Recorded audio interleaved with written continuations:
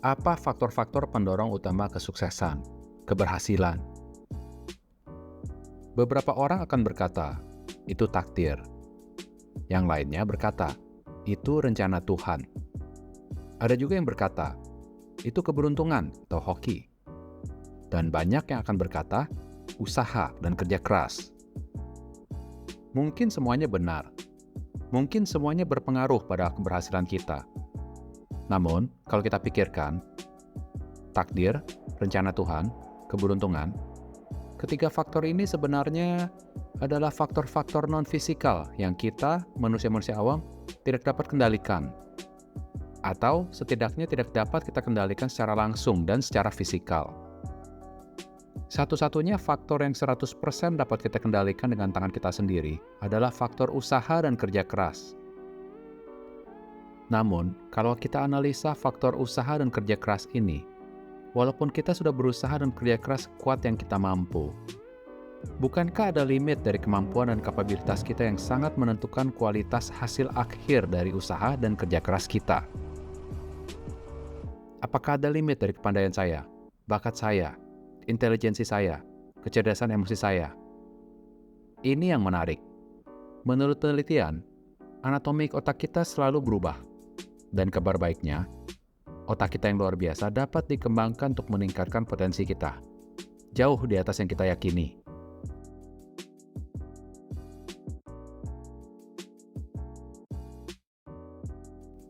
Berikut informasi dari jurnal online Trends of Cognitive Science edisi November 2014. Setiap kali kita belajar atau berlatih sesuatu, sel-sel baru dalam otak kita tumbuh dan berkembang. Penelitian dalam bidang neuroscience telah mengungkapkan bahwa otak manusia memiliki kemampuan untuk mengubah struktur dan fungsi melalui proses yang disebut neuroplastisitas. Dengan melibatkan diri dalam pembelajaran dan latihan yang terus-menerus, kita dapat membentuk koneksi baru antara sel-sel syaraf dan meningkatkan kapabilitas otak kita. Ketika kita mempelajari atau berlatih keterampilan yang baru, otak kita membentuk koneksi baru antara sel-sel syaraf dalam otak.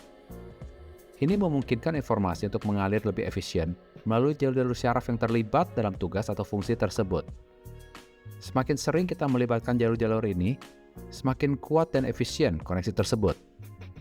Ada cabang-cabang kecil yang menonjol dari sel syaraf dan berfungsi untuk menerima signal dari sel-sel syaraf lainnya. Cabang-cabang kecil ini disebut dendrit. Melalui pembelajaran dan latihan yang terus-menerus, dendrit dapat tumbuh dan berkembang, membentuk cabang-cabang tambahan dan menghasilkan lebih banyak penerimaan signal. Hal ini memperluas kapasitas otak untuk menerima, memproses, dan menyimpan informasi. Pembelajaran dan pelatihan ini mencakup semua hal dan kehidupan dari berbagai jenis ilmu pasti yang kita pelajari di lingkungan akademis, maupun dari pengalaman-pengalaman hidup kita secara otodidak. Semua aktivitas mengembangkan otak kita, meningkatkan kemampuan otak kita. Artinya, potensi otak kita luar biasa, sangat besar. Jauh lebih besar dari apa yang Anda bayangkan. Otak manusia memiliki kemampuan untuk belajar dan mengadaptasi diri sepanjang hidup. Dengan latihan yang tepat dan pengulangan yang cukup, kita dapat mempelajari keterampilan baru, memperoleh pengetahuan baru, dan mengembangkan keahlian di berbagai bidang. Otak manusia memiliki kapasitas penyimpanan yang sangat besar. Diperkirakan bahwa otak manusia dapat menyimpan informasi dalam jumlah yang jauh melebihi kapasitas penyimpanan komputer yang paling canggih saat ini. Otak manusia juga memiliki kemampuan untuk berpikir kreatif dan menghasilkan ide-ide baru. Kreativitas melibatkan kemampuan otak untuk membuat hubungan baru antara konsep-konsep yang sudah ada dan menghasilkan solusi yang inovatif. Otak manusia juga memiliki kemampuan yang unik untuk memahami konsep-konsep abstrak seperti seni dan konseptual seperti matematika, logika, dan filosofi. Bayangkan apabila kita pergunakan banyak waktu kita untuk belajar dan melatih hal-hal yang baru, dan kita lakukan dengan teratur, disiplin, dan konsekuen. Bisa dibayangkan betapa banyak keahlian dan kemampuan yang dapat kita kuasai dalam hidup kita. Apa yang akan Anda tanyakan apabila Anda bertemu dengan tokoh-tokoh yang paling sukses dan makmur? Mungkin salah satu pertanyaan yang paling banyak ditanyakan adalah, apa resepnya? Apa formulanya? Apa rahasianya untuk mencapai keberhasilan dan kekayaan yang luar biasa seperti itu? Dan biasanya para tokoh sukses tersebut akan menjawab berdasarkan pengalaman dan perjalanan hidupnya. Apa resep keberhasilan dan kekayaan di mata mereka? Namun, kalau misalnya kita kumpulkan semua saran-saran dari mereka, bisa dibilang jawabannya akan cukup berbeda satu sama lain.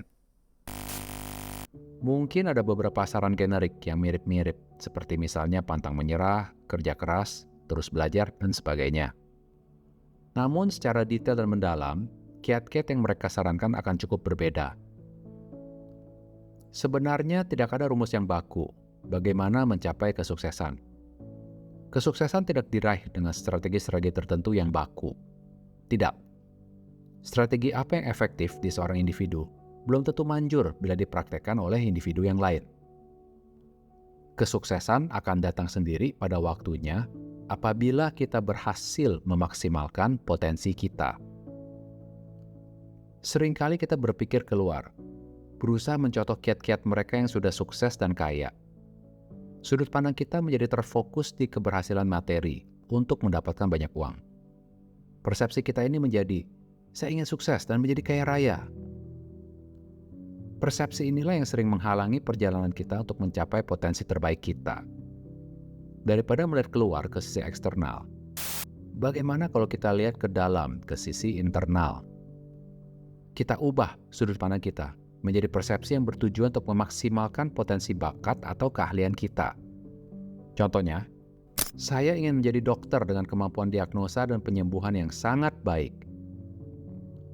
Saya ingin menjadi ilmuwan yang kelak menciptakan penemuan baru yang luar biasa.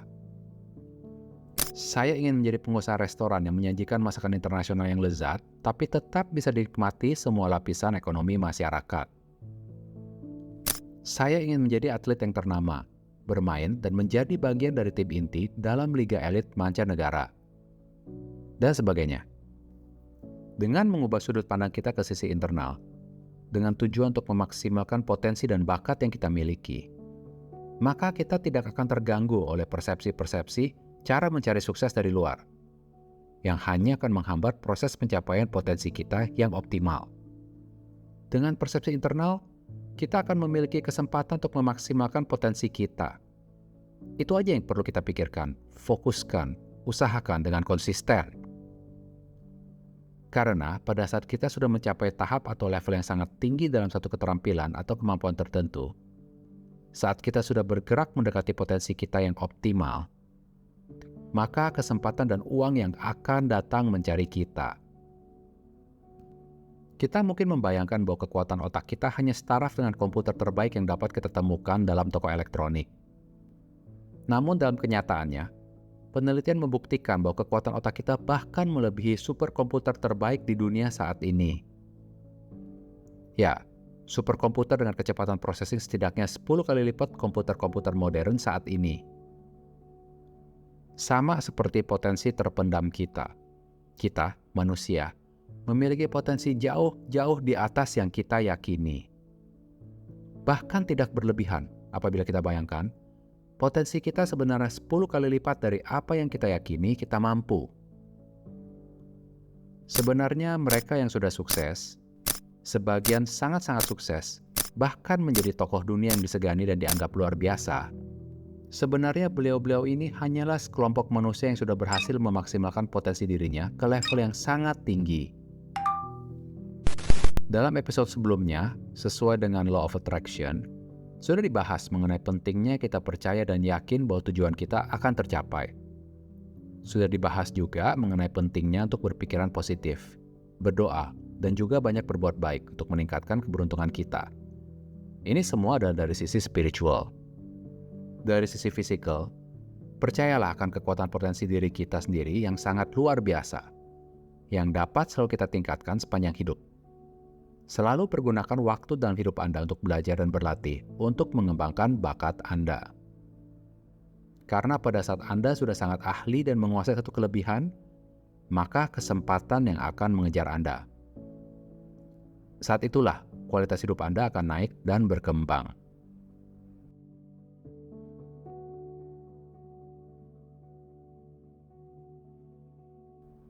Salam bahagia dan sejahtera dari alam dan jiwa.